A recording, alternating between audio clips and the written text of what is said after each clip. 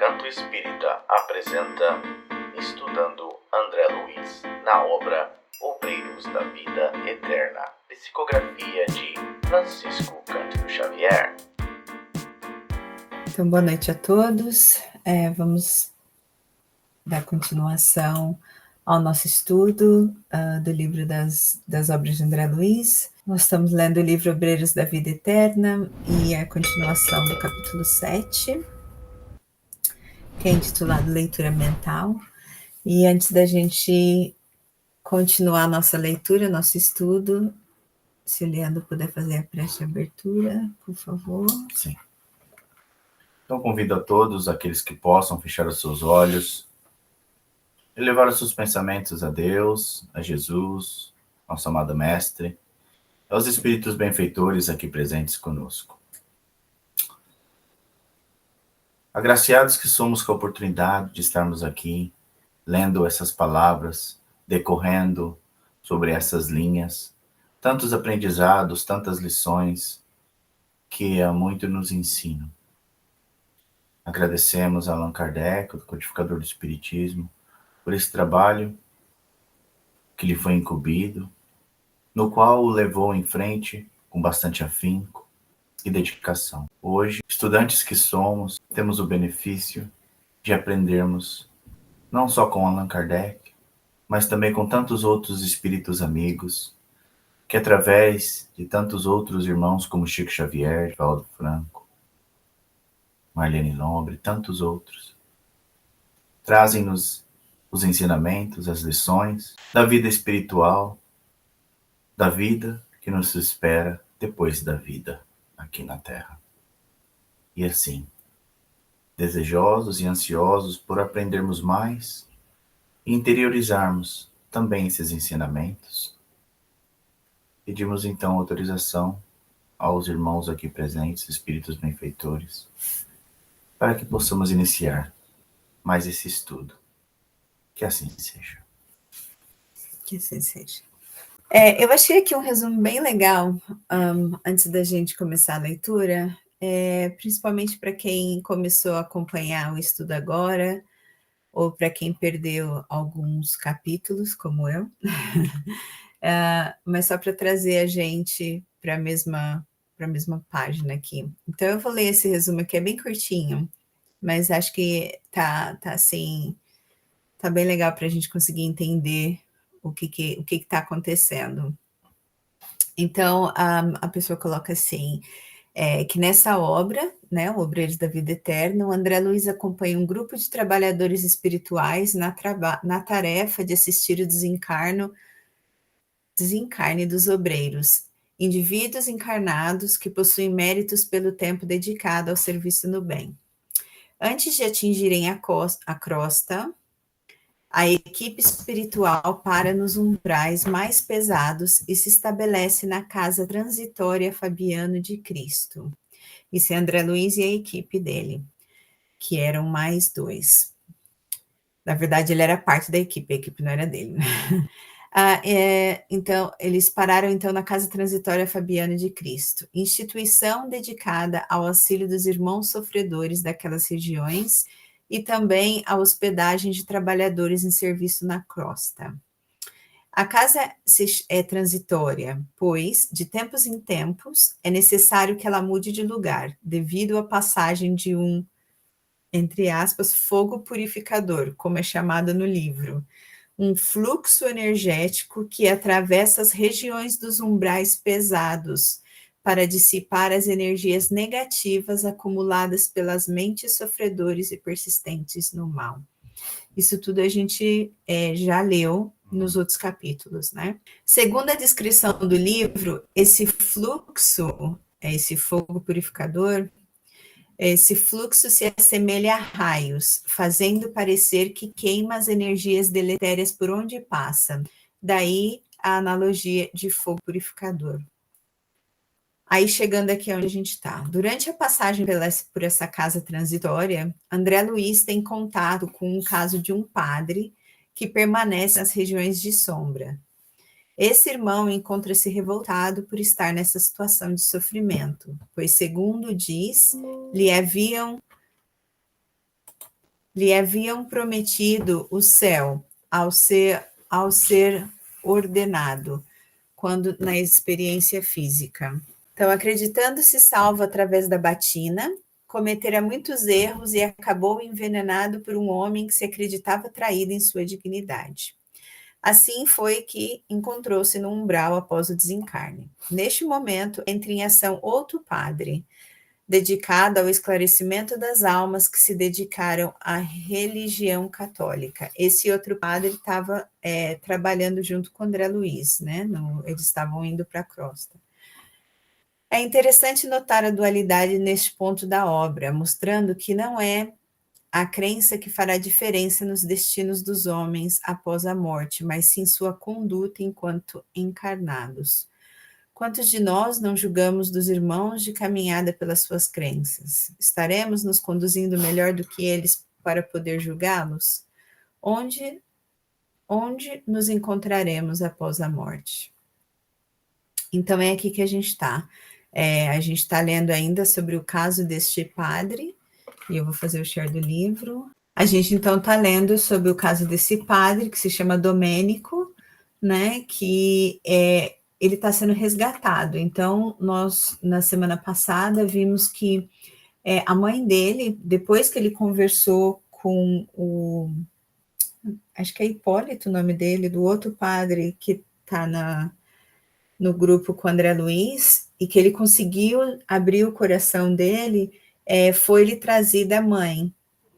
E, claro, né, com amor de mãe, né, ele realmente se entregou ali para aquela ajuda, e eles fizeram uma prece linda, que a gente leu a semana passada, muito, muito emocionante mesmo, e conforme a mãe dele fazia a oração, o Domênico repetia aquela oração.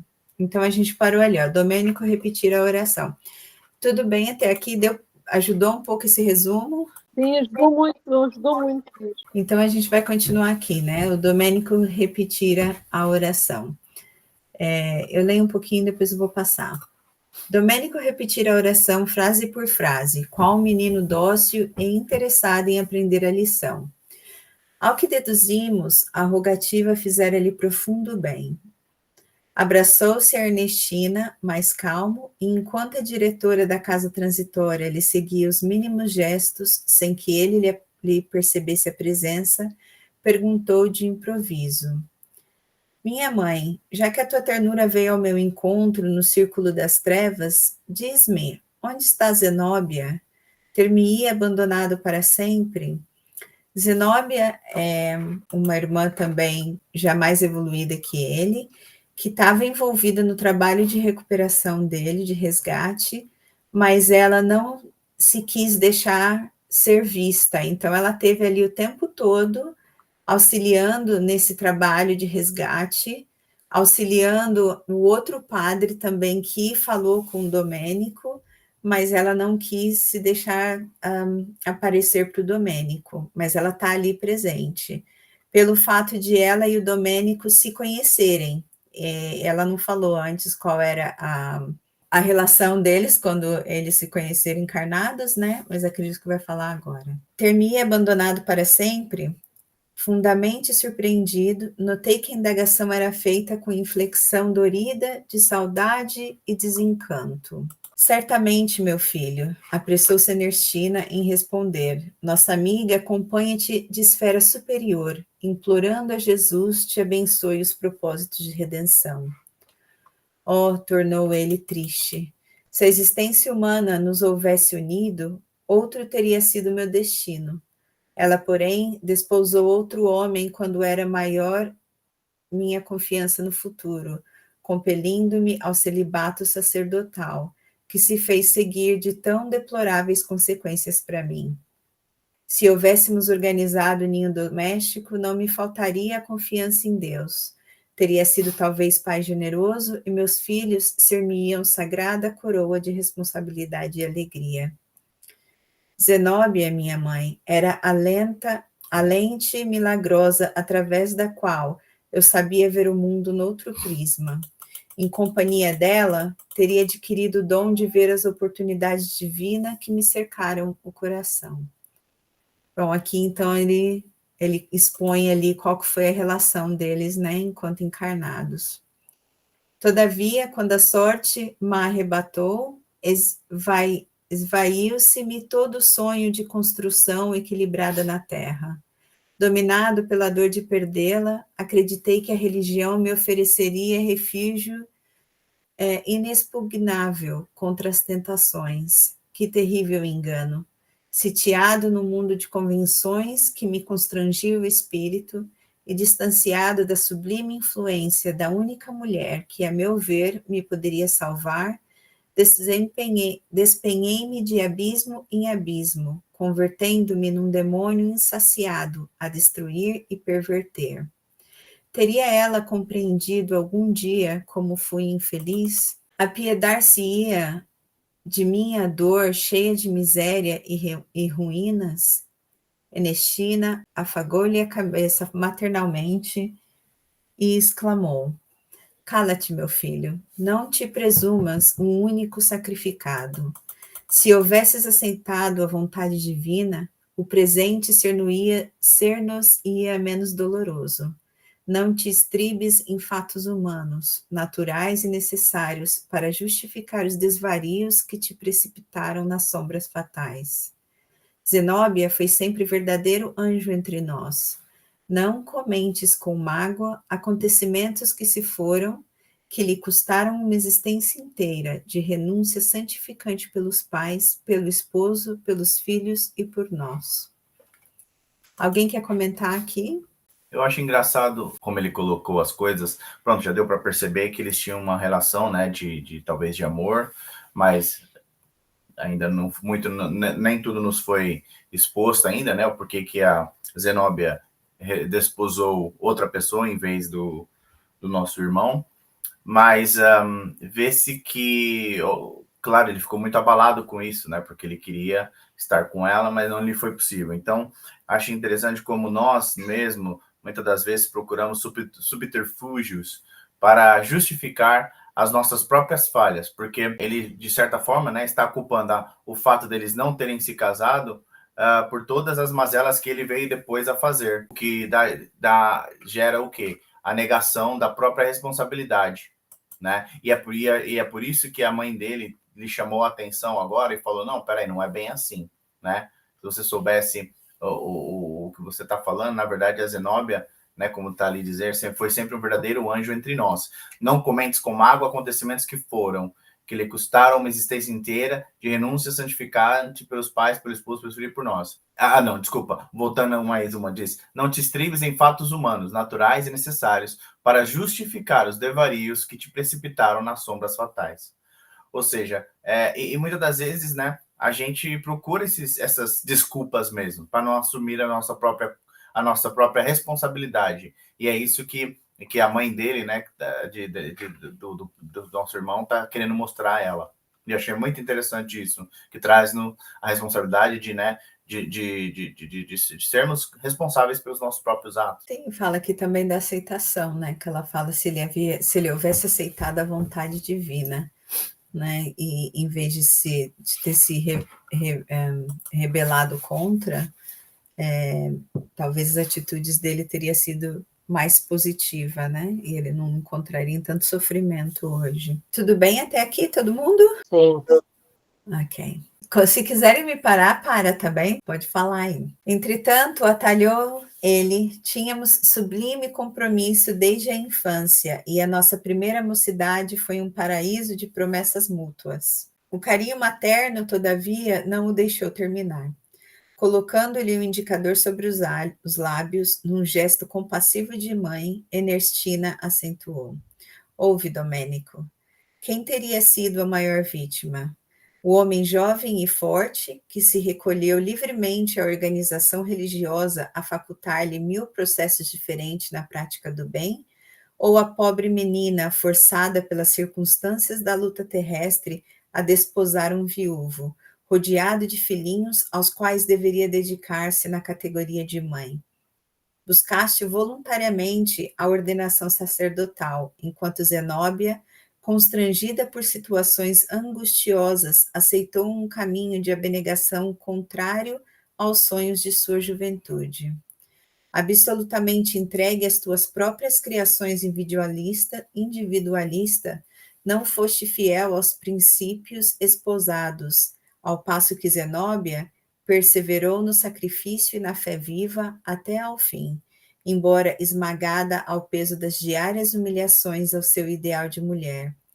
Erraste para satisfazer a ti mesmo, incapaz de acalmar as paixões inferiores que te ardiam no peito, enquanto nossa venerável amiga aceitava humilde as circunstâncias que lhe atormentaram o ser anos seguidos em benefício de todos nós. Pondera, pois, Domênico, qual teria sido a verdadeira vítima? Poderemos comparar a abnegação com a insensatez? Bem, essa mãe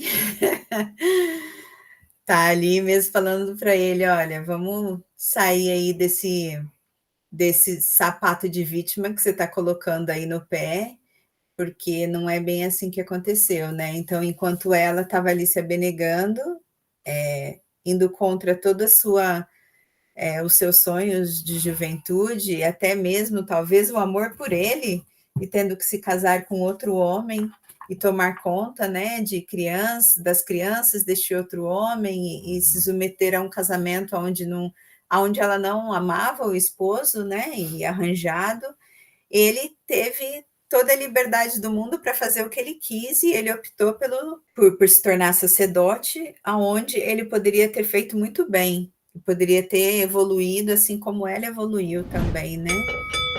Mas a mãe mesmo aqui o chama de egoísta ali na lata, né? Colocando que ele simplesmente colocou as vontades dele primeiro do que tudo, né? E tá chamando ele ali mesmo para a realidade, ó, vamos aí parar de se fazer de vítima e de chorar, né? O leite já derramado né? E acordar para a realidade. Acordar para a realidade.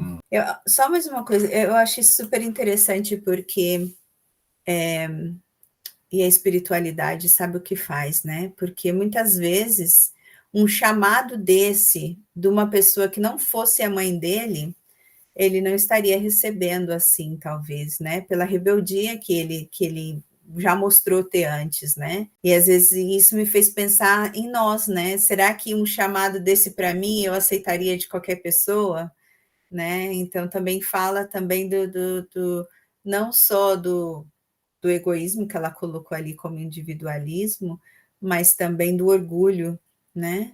Porque muitas vezes nós temos pessoas ao nosso redor que nos chamam para a realidade e a gente não gosta, né?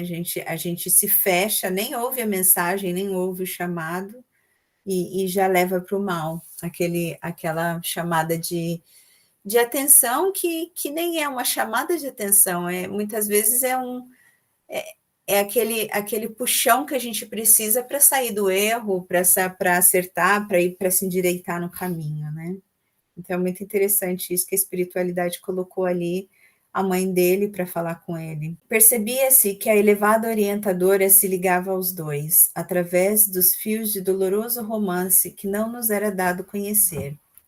Domênico escutou compungidamente as observações, calou-se longo tempo, internado talvez no plano de longínquas recordações, e concluiu tristemente. É verdade.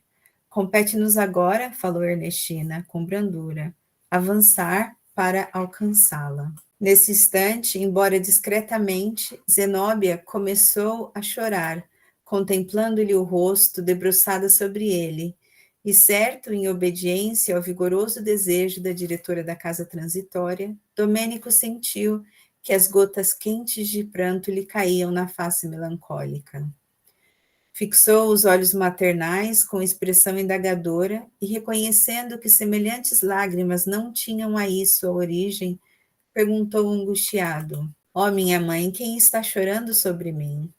A benfeitora carinhosa, cujo olhar descortinava todas as particularidades da cena comovente, respondeu sobre forte emoção: os anjos choram de júbilo nas regiões celestes, quando um coração sofredor se levanta do abismo. O ex-sacerdote meditou longos momentos, dando-nos a impressão de grande alívio. Compreendendo a oportunidade feliz, Ernestina convidou-o.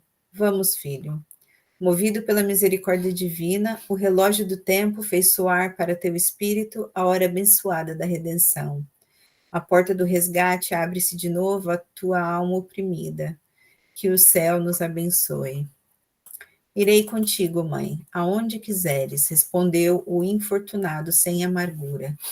A venturosa mãe endereçou-nos expressivo olhar de agradecimento, enlaçou-o nos braços como se o fizesse a uma criança enferma e partiu, suportando o valioso fardo em direção à crosta planetária, a desafiar, jubilosa e feliz, as sombras densas. Novamente a sós, reparei que a irmã Zenóbia se mantinha transfigurada, ditosa.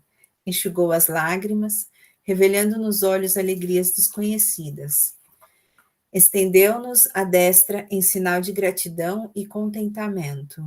E contemplando talvez a paisagem do futuro, demorou-se em meditação, na qual certamente enviava seu hino interior de reconhecimento ao Altíssimo.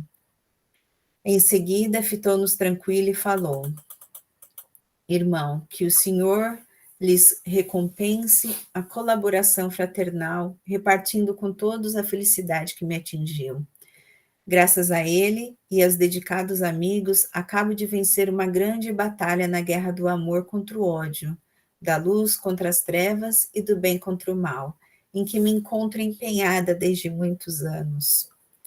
Logo após, atendendo ao plano de trabalho organizado pela sábia orientadora, nós reuníamos aos diversos auxiliares que se detinham à distância, a fim de nos comunicarmos com os filhos da ignorância e do infortúnio, temporários habitantes do abismo. E ficamos aqui no capítulo 7, que foi longo, mas foi, assim, bastante emocionante. Muito aprendizada. E alguém quer falar alguma coisa sobre esse capítulo? Antes da gente partir para o outro, o que que marcou, o que que... Não, eu não tenho nada em especial que eu vou ver. Gostaste do capítulo, Hélia? Gostei bastante do capítulo. Eu acho sempre, eu não sei, eu não tenho assim grandes comentários a fazer, mas acho sempre que estes capítulos iluminam tanto as nossas próprias convicções acerca do ser ideal que gostaríamos de ser em termos de prática, percebes? E de serviço. E tudo isto parece assim pequenas histórias pessoais, na verdade são, mas ilustram perfeitamente os nossos conflitos também, não é? E as nossas vicissitudes no mundo da luz, não é? E as nossas lutas próprias, e isso é bom, é agradável. E as nossas oportunidades, né?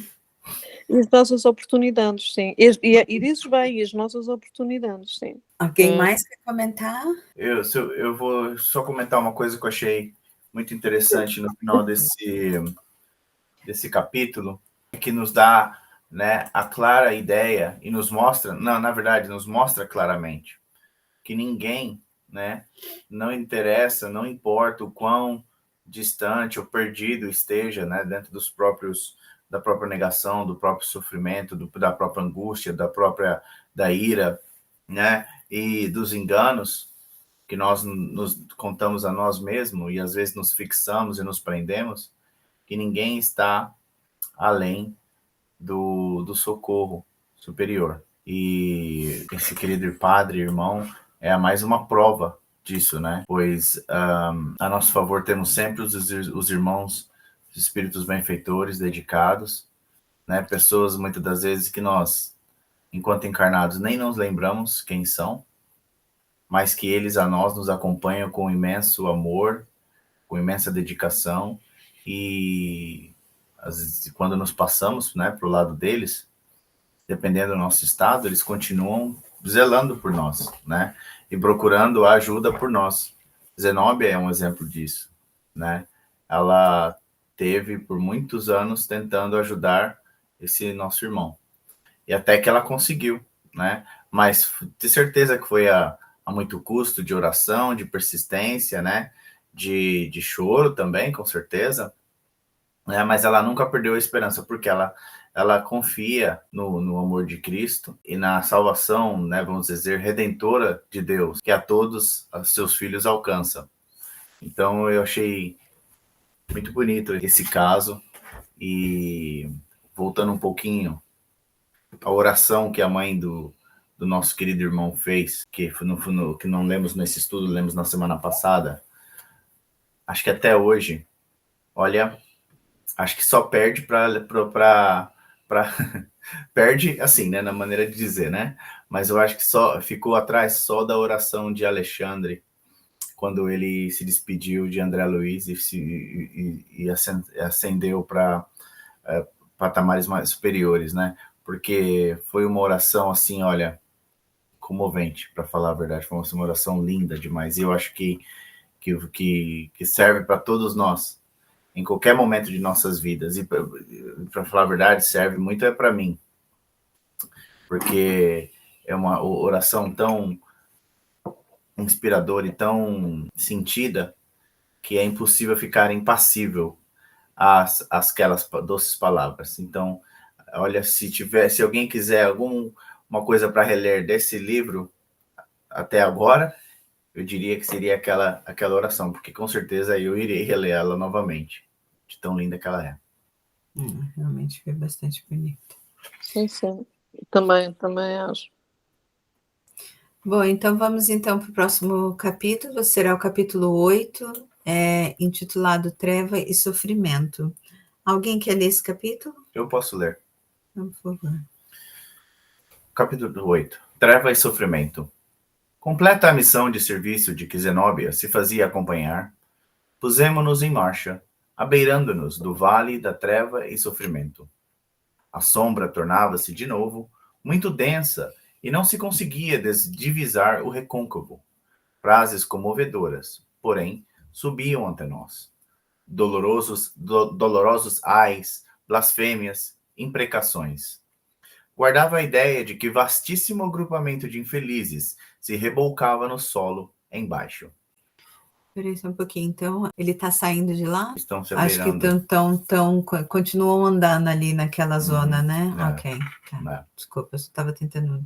Os impropérios infundiam receio. Contudo, os gemidos ecoavam-me angustiosamente na alma. Certo, os demais companheiros experimentavam análogas emoções, porque a irmã Zenóbia tomou a palavra, esclarecendo. Os padecimentos que sentimos não se verificam à revalia da proteção divina. Incansáveis trabalhadores da verdade e do bem visitam seguidamente estes sítios, convocando os prisioneiros da rebeldia à necessária renovação espiritual. No entanto, retraem-se eles, revoltados e endurecidos no mal. Lamentam-se, suplicam e provocam compaixão. Raramente alguns deles nos ouvem o apelo. Às vezes, intentamos impor-lhes o bem. Entretanto, quando retirados compulsoriamente do vale tenebroso, acusam-nos de violentadores e ingratos, fugindo ao nosso contato e influenciação. Acho que essa parte é muito importante a gente entender, né? Porque às vezes a gente lê obras, inclusive aqui, onde fala do umbral, fala de zonas densas, assim, onde há espíritos sofredores e pedindo auxílio, e aí a gente às vezes pode pensar, mas por que ninguém ajuda, né? Ou como é que pode deixar um irmão sofrendo assim, né?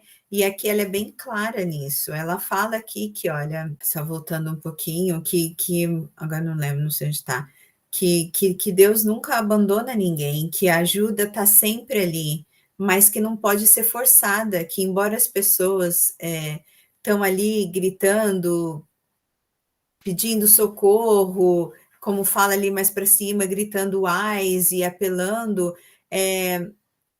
naquele momento eles ainda estão muito endurecidos, muito revoltados, não está realmente com aquela abertura que é necessária, que a gente viu do Domênico, que levou tempo ali para ele conseguir ter aquela abertura com acho que é Hipólito,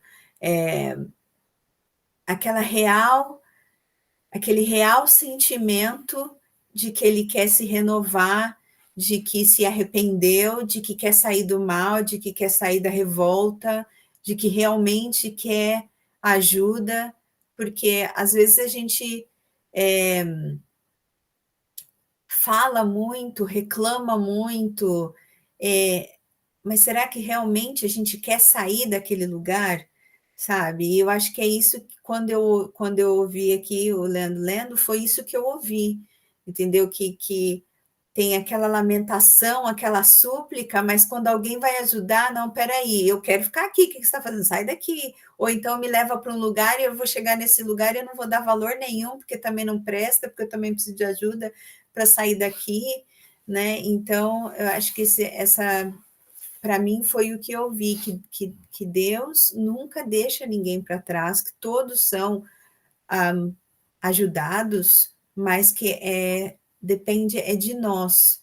E não é só aquele pedido de ajuda para fora, tem que ser interno, tem que realmente sentir, tem que realmente estar aberto para aquela ajuda, né? Há um estado mental que faz-me lembrar um estado mental muito típico que fazes da vida de cada um de nós, que parece que temos discos riscados, não é? Quer dizer, andamos sempre ali a patinar no mesmo hábito mental e não nos abrimos para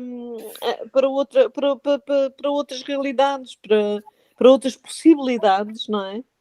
Ficamos ali, a bater naquela tecla e não temos a coragem ou a lucidez na altura para dizer, espera aí, vamos acabar com isto, quer dizer, deve haver aqui qualquer coisa que eu tenho que aprender com isto, e isto já está a ser um bocadinho, sei lá, aqueles sentimentos típicos de hábitos que nós temos, de nos fazer vítimas, de culpar os outros sei lá, tanta coisa, não é, que nós temos alapados ao nosso ego.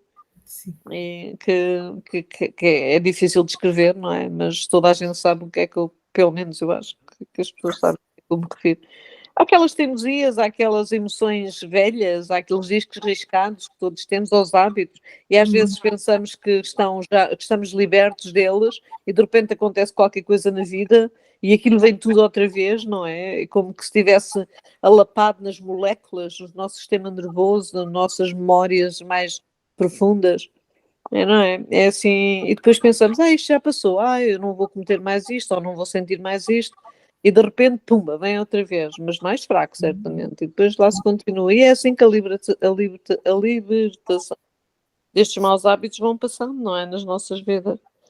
E faz todo sentido o que você está falando, Elia, porque se a gente, você falou, parece que está alapada, impregnada em nós, e realmente está, porque nós somos... Nós somos um alapamento.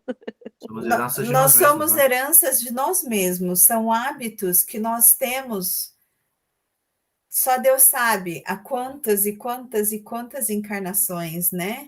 Sim. Então, realmente a gente vai aprendendo. Você falou aí realmente que fazemos de novo, mas sentimos menos, né? Porque é um sinal de que com menos força, aparece com menos...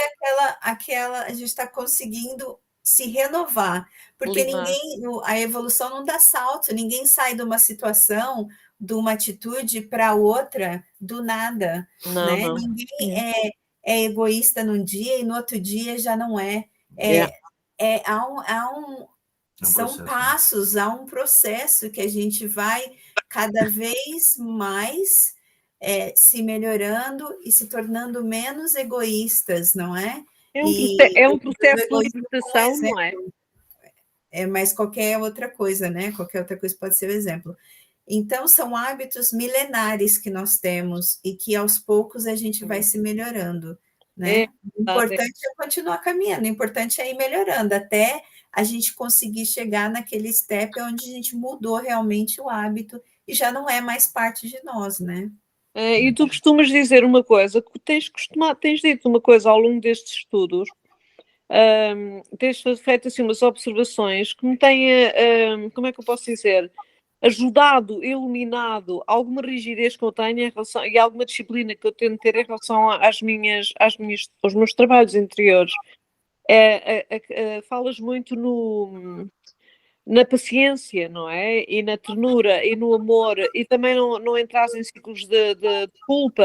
Mas porquê é que eu ainda sinto isto? Imagina, sobretudo eu, não é? Que tenho 64 anos, eu penso sempre que, mas que idade, com 64 anos, eu acho que já devia ter aprendido isto, mas que horror, mas ainda continuo, e blá, blá. E entras naquele ciclo de gerar culpas e novelinhos de emoções que ajudam, não ajudam, não é? Ajudam só a complicar. E tu, por acaso, fazes-me pensar em algumas coisas que falas quando falas naquela condescendência, no amor que temos por nós mesmos, no sentido de relaxarmos em relação a isso, não é? Tu abordas muito essa, essa questão, assim, ao longo dos estudos tens abordado isso, não sei se tens reparado.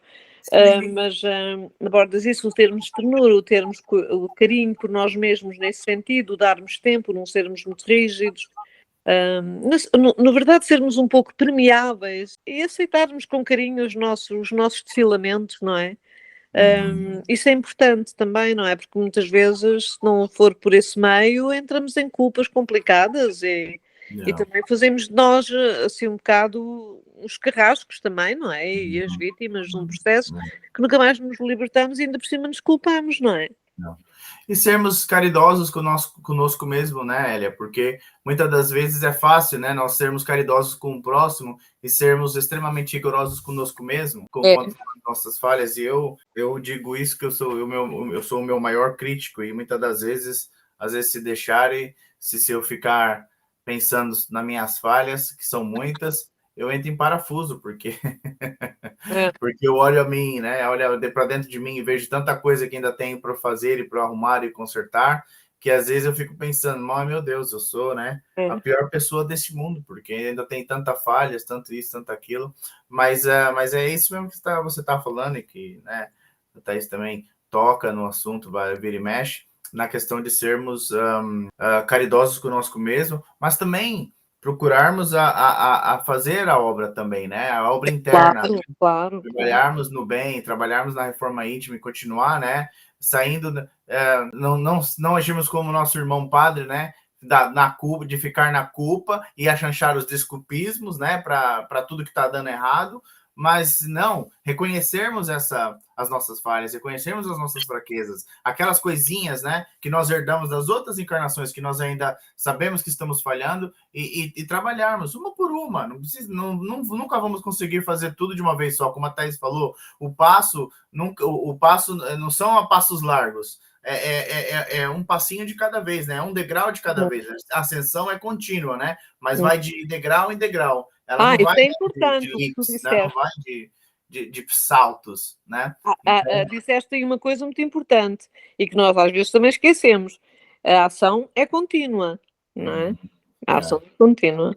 Com certeza. Vamos continuar então? Eu posso continuar.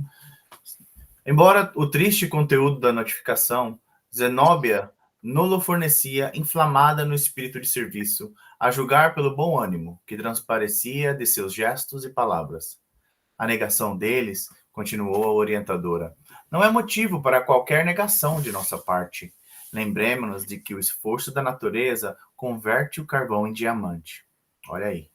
Trabalhemos em benefício de todos os necessitados, procurando para o nosso espírito o divino dom de refletir os supremos desígnios. Façam-se as obras da vida, não como queremos, mas como o Senhor determina. Grande é a beneficência do Pai para conosco. Repartamo-la em serviço de fraternidade e esclarecimento na harmonia comum. Em seguida, 10 cooperadores, obedecendo-lhe as ordens, acenderam focos de intensa luz.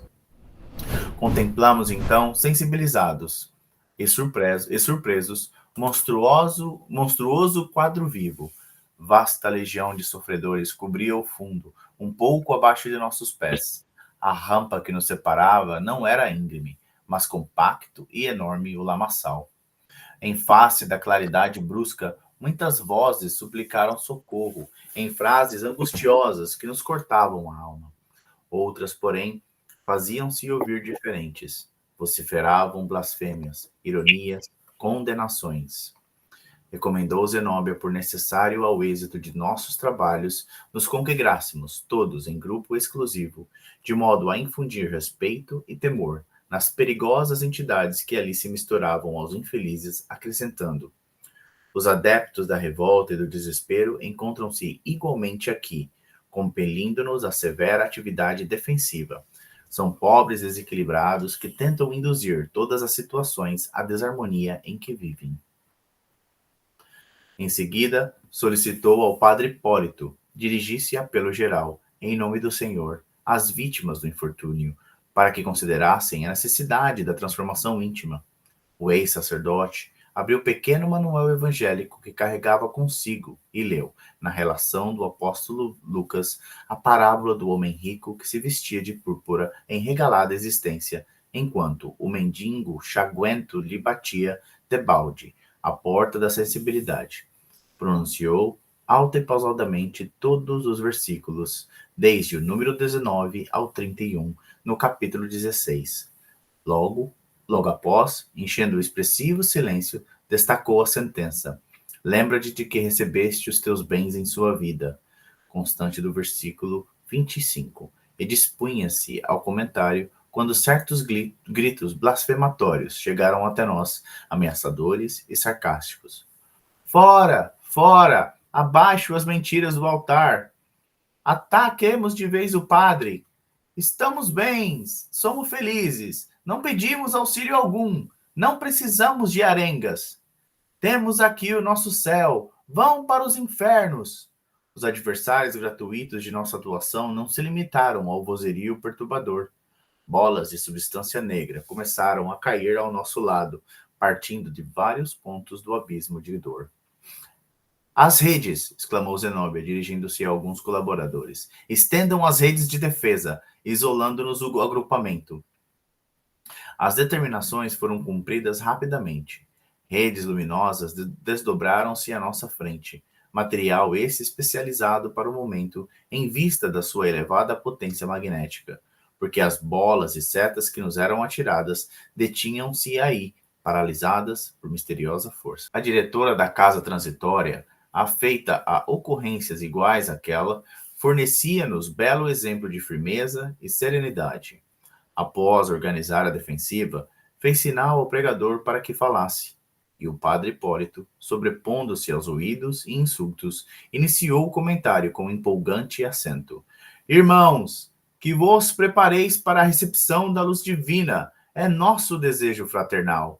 Reúnem-se aqui várias centenas de infortunados companheiros em precárias condições espirituais, de alma esfrangalhada pela dor, vencidos de aflição, suportando inomináveis padecimentos. Entregai-vos, muita vez, ao desalento, à rebeldia e ao desespero. Perturbada e destitosa, vossa mente não sabe senão fabricar pensamentos de angústia destruidora.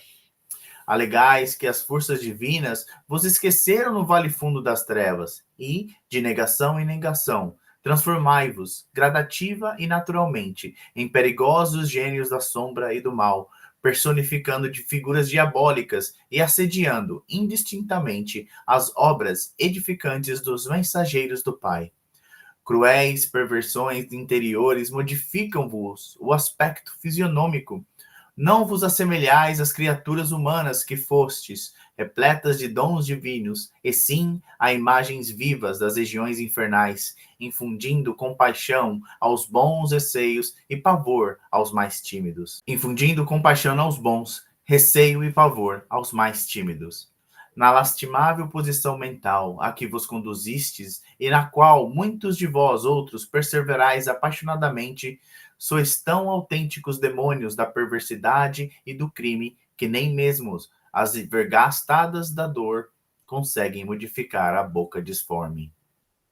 Entretanto, sois nossos irmãos mais infelizes, aleijados do sentimento e do raciocínio, perdidos em dolorosos desertos da ignorância, não por falta de amor da providência celeste, mas pela própria improvidência do descaso com o que recebestes na terra todas as oportunidades de ascensão à esfera superior do Espírito Eterno. Por mais que nos expulseis de vossas congregações de sofrimento, nunca escasseará para convosco nossa sincera comiseração, visitaremos a paisagem sinistra dos abismos, quantas vezes se façam necessário. Nunca nos cansaremos de proclamar a misericórdia excelsa do Pai, e jamais se imobilizará nossa mão fraterna no sublime serviço da semeadura do bem e da verdade. Vou falar só uma coisa antes da gente continuar. Olha, essa passagem, muita coisa me invoca na mente, mas uma delas, talvez a mais forte e que se traduz muito naquilo que nós fazemos nossas reuniões mediúnicas, né? É que o padre Hipólito está basicamente fazendo o que antigamente muitos chamavam de doutrinação, né? Mas o que ele está fazendo é um diálogo com aquela morbe, né? Com aquela mob, né? Com aquele agrupamento de pessoas que ali, pessoas de todos os graus de desequilíbrio, né? E ele está ali, então, tentando trazer a eles, né, a luz da razão, né, através das palavras, através da leitura do versículo de Lucas, e tentando mostrar a eles, né, a atual condição deles, tentando fazer que eles saiam daquele quadro, mais uma vez, de negação, daquele quadro de raiva, daquele quadro de cegueira, né, espiritual. E quando nós começamos a ler, e quando André Luiz descreve a maneira como eles se chegam nesse lugar, né, nesse vale, e a luz é feita, né, não vou dizer acesa, mas a luz é feita, e ele consegue ver, né, a vastidão desse vale, me fez pensar também um bocado, não na ideia de inferno, porque nós sabemos que o inferno per se não existe, né? O que existe são as nossas fabricações mentais que nos colocam nesse inferno mental, né? Mas nós sabemos também que a psicosfera mental que nós mesmo criam esses lugares também, né? Esses lugares trevosos, esses lugares de sofrimento, onde pessoas que vibram na mesma sintonia, né, se agrupam, como lá está nesse caso. E então é muito interessante ver que ele também, assim como nós, quando encarnados e trabalhadores de trabalho mediúnico, tentamos fazer nada mais, nada menos do que tentar ajudar esses irmãos que estão mais necessitados, que estão perdidos, que estão, né, nesses círculos viciosos. Então, achei muito interessante essa relação, né, que me fez pensar enquanto eu estava lendo. Peço desculpa se falei demais. Alguém mais quer falar alguma coisa? Que a gente só tem mais 5 minutos, acho que não vale a pena continuar lendo. A gente continua na semana que vem. Mas podemos comentar alguma coisa sobre esse capítulo novo, se alguém quiser falar. Estamos no capítulo 8, é isso, não é? 8, isso. Pode falar, Thaís. Não, só para complementar o que o Leandro falou, que ele falou muito, mas acho que falou muito bem. E que eu concordo, que na verdade eu tive a mesma percepção. Então, interessante ver até, vamos dizer assim, essa coisa dele ser padre, eu acho que eu consigo ver na minha cabeça essa coisa da pregação, né, que ele faz, da veemência de tentar pelo diálogo mostrar para esses irmãos com mais dificuldade de compreensão que o caminho pode ser outro, né? Então achei esse início assim bem interessante. Então, para mim o capítulo parece que vai ser outro daqueles que a gente vai falar uau, né? Com certeza, vai ser bombástico. Exato. Já devia ter se habituado com isso de André Luiz, né? Traz sempre Mas, gente, eu me espanto toda vez. Posso ler 10 vezes e vou me espantar as 10 vezes. É sempre um rebuliço de emoção, né? Pelo menos me faz pensar muito em mim, né? Em caminho que a gente está fazendo. Mas, enfim. Não, é muito bom, realmente. Então tá bom, gente. Vamos então encerrar. Tem só mais 3 minutinhos. A gente encerra com a nossa prece. E aí fica cenas para o próximo capítulo, né? Na semana que vem. Sim. Alguém quer fazer a prece para gente? De encerramento? Eu posso fazer. Por favor, Ariana. Obrigada. Ariana. Ok, então vamos fechar os olhos, agradecer ao nosso Mestre Maior por mais essa oportunidade de estudo, de aprendizado, compreensão da doutrina, lembrando das coisas que aprendemos, lembrando que a espiritualidade oferece tantas oportunidades para todos nós quando erramos, de retornarmos à luz, lembrando que nenhuma ovelha será deixada para trás. Agradecemos, Senhor, por mais esse momento de reflexão. Agradecemos pela nossa vida, pela nossa saúde, nossa família. Agradecemos por cada momento que temos, podemos estudar, passar juntos, conversar, aprendendo mais com a doutrina maravilhosa dos Espíritos. Agradecemos, Pai, a todos os trabalhadores da espiritualidade, que nesse momento se encontram nos pontos mais escuros e densos do mundo espiritual, e também aqueles que trabalham aqui na crosta, encarnados e desencarnados, ajudando aqueles que trabalham no bem, aqueles que não desistem, que reforçam o poder do amor, da luz e o amor do nosso Senhor Jesus Cristo. Pedimos bênçãos dos céus para todos os trabalhadores do bem, para nós, trabalhadores da última hora, que possamos continuar junto com Jesus, caminhando, trabalhando, agradecendo, servindo, esperando, da melhor maneira que podemos. Obrigada, Pai. Obrigada, Mestre Jesus. E que assim seja. Amém. Que assim seja. Que assim seja.